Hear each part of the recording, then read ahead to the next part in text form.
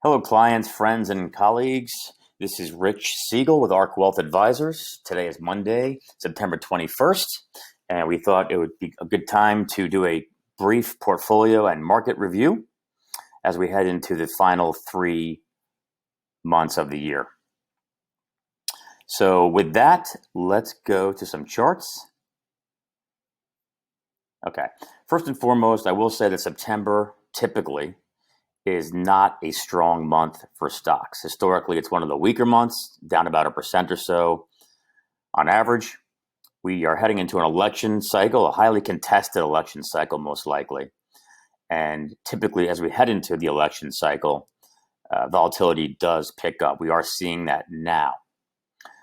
Then, of course, we have COVID, which is not going away. It's a pervasive issue, both here domestically and globally. On a positive note with COVID, it looks like businesses, individuals, the hospital systems, medical are handling it better. So the mortality rate has come down, and it looks like we're a few months away from solving the vaccine issue, or at least part of the vaccine issue. So that's something great to look forward to.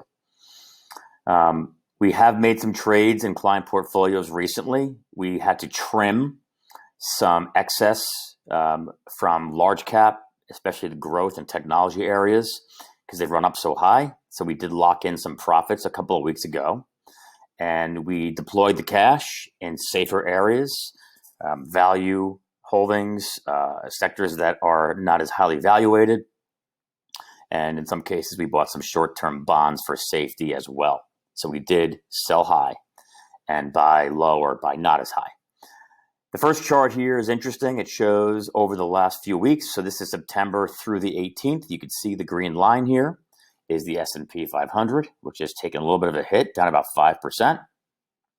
While the equal weighted version of the S&P, which is more diversified and not so heavily weighted in those Fab 5 tech names, down about 1.4%. Interestingly, the two broad international indices were actually positive. Excuse me. Mostly due to rotation and a weaker dollar. Down here, it's noteworthy also that bonds are behaving very nicely.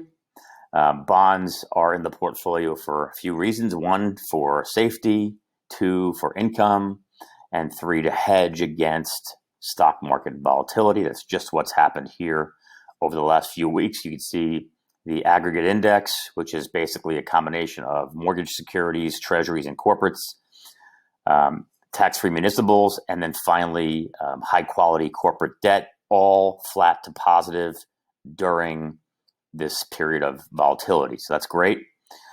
I would say heading into the end of the year, we are looking at increased volatility. That is typical. Volatility tends to pick up 25 to 30% during an election year like this. That's just what's happened. So we would say diversify, diversify, diversify. Stocks are fine. Not time to get out of stocks at all by any stretch. But it's important to not load the boat in a few names or a few sectors. So safety is key here, and there's safety in numbers. So that means to diversify across both the US, that's large cap, mid cap, small cap.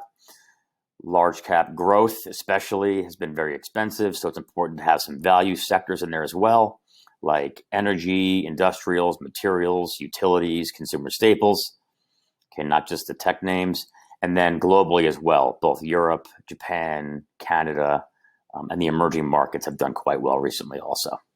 Okay, bonds are important to provide that safety, and finally, we do have some liquid alternatives, some non-traditional holdings in the portfolio that offer a level of safety as well without the interest rate sensitivity.